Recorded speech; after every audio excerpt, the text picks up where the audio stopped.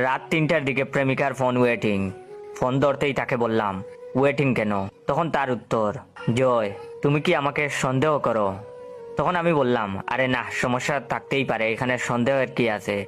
কয়েকদিন আগে দেখলাম যমুনাতে ছিঁড়াফাটা প্যান্ট পরা এক ছেলের সাথে হাত ধরে ঘুরে বেড়াচ্ছে।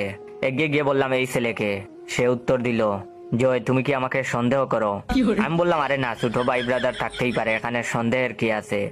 একদিন খুব কাছের এক ছোট ভাই কল দিয়ে বলল, ভাই ভাবির তো বিয়ে ঠিক হয়ে গেছে, আপনি শেখা খাইলেন। সাথে সাথে প্রেমিকাকে কল দিয়ে কইলাম, ঘটনা কি সত্যি? সে বলে, দেখো বিয়েটা আমার বাবার জন্য করা, বাবার হার্টের অসুখ, তাই বিয়েটা করতেছি। কিন্তু আমি তো তোমাকে ভালোবাসি, কিছুদিন পরেই তো আমি তোমার কাছে ফিরে আসব। আমি আমতা আমতা করে বললাম, কিন্তু? সে উত্তর দিল, দেখো আমি ভার্জিন, আর তোমার কাছে আমি ভার্জিন হিসেবেই ফিরে আসব।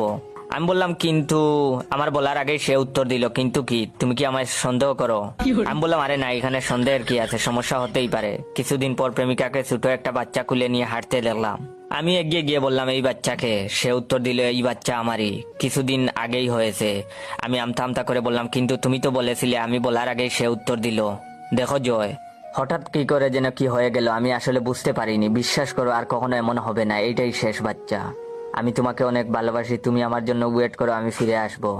আমি কিছু বলতে যাবো এর আগেই সে বলে উঠলো, তুমি কি আমাকে সন্দেহ করো? আমি একটা স্কুল দিয়েছি এবং সেই স্কুলে বাচ্চাদের পড়াই, পড়াতে ভালোই লাগে। একদিন সেখানে আমার প্রেমিকা এসে উপস্থিত, সাথে 4-5টা বাচ্চা। দেখেই বোঝা যায় পিঠে পিঠি বাচ্চা এগুলো। কিছু বলার আগেই সে বলে উঠলো, এগুলো তার বাচ্চা। স্বামী অশিক্ষিত, তাই পরিবার পরিকল্পনা সম্পর্কে কোনো জ্ঞান নেই, যার ফলে এই দশা। আমি কিছু বলতে যাব তার আগেই সে বলে উঠলো, জানি জয় তুমি কি বলতে চাও, কিন্তু বিশ্বাস করো আমি চেষ্টা করছি, আর কিছুদিনের মধ্যেই আমি তোমার কাছে চলে আসব। এখন আমার বুড়া বয়স, কোনো রকমের লাঠি দিয়ে পথ চলি, বাবা মা ভাই বোন কেউই নেই, আর আমার প্রেমিকার আশায় এখনো বিয়ে করিনি। দেখাশোনা করার কোনো মানুষ আমার নাই। পাশের বাড়ির মতিনের ছেলে রহমান কিছুদিন ধরে বলছে, জয় আঙ্কেল, এই বয়সে আপনার একটা নার্সের ব্যবস্থা করে দেই, অসুখ বিসুখে আপনার সেবা যত্ন করবে। কিছুদিন ধরে জ্বরে ভুগছি, দেখবার মতো কেউ নেই।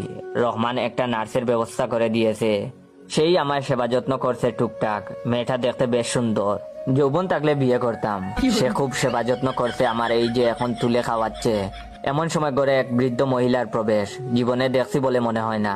নার্সকে বললাম, তুমি কন্টিনিউ করো। এমন সময় সেই বৃদ্ধা এগিয়ে এসে বলল, জয় এই ছিল তোমার মনে, তুমি আমার জন্য ওয়েট করতে পারলা না, অবশেষে তুমি কিনা একটা মেয়ের বয়সী মেয়েকে। জয় আমার ভাবতেও কষ্ট হচ্ছে, তোমার ভালোবাসা এতটাই নগণ্য যে আর কতদিন অপেক্ষা করতে পারলা না। কণ্ঠ শুনে বুঝলাম, আরে এইটা তো আমার সেই প্রেমিকা। কিছু বলতে যাব বরাবরের মতো সেই আগে